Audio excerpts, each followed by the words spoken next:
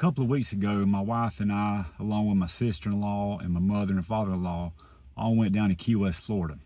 One of the cool things about getting to go down there with them is my father-in-law is a retired Navy officer.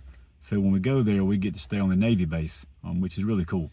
To get in and out of the Navy base and see all the stuff there, see the different kind of ships that they have. There's a Coast Guard station there. We see different things on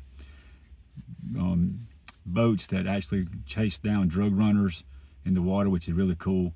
Get to see all kinds of things. But to get on and off the base, we have to have my father-in-law with him, or with us, because he shows his ID as a retired military officer to get on and off the base. The only way around that is we have to go to another place called Boca Chica.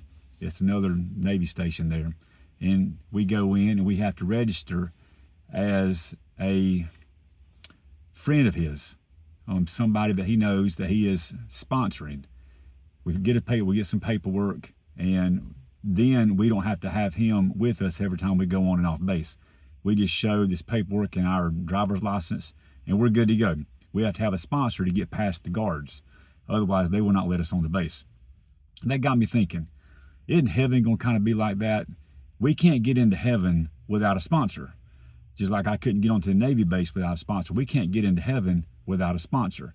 So Jesus would be the only sponsor that we can get. Jesus says in John 10:9, he says, "I am the gate. Whoever enters through me will be saved." He is the only gate to get into heaven. He's the only sponsor that can get us past that. If he's not vouching for us, we're not getting in. In Revelations 20:15, it says, "If anyone's name was not found written in the book of life, he was thrown into the lake of fire." If our names are not written in the Lamb's book of life by Jesus in his blood because of what he sacrificed and what he did for us on the cross, if we're not having that because of our relationship with him, because we are following him, because he's our sponsor, we're not getting into heaven. This week, really think about what's going to happen. I'm really convinced that Jesus' return and the end of time is really, really, really close. Will you get into heaven or not? If you don't get into heaven, if you don't have him as your sponsor, if you don't have him through a relationship with him, you're not getting in. The only other option is hell, and that is forever. Eternity is really, really long.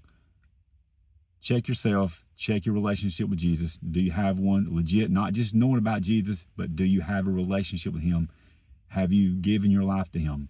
If not, he's not your sponsor, you're not getting in. Check it out and make sure you're right.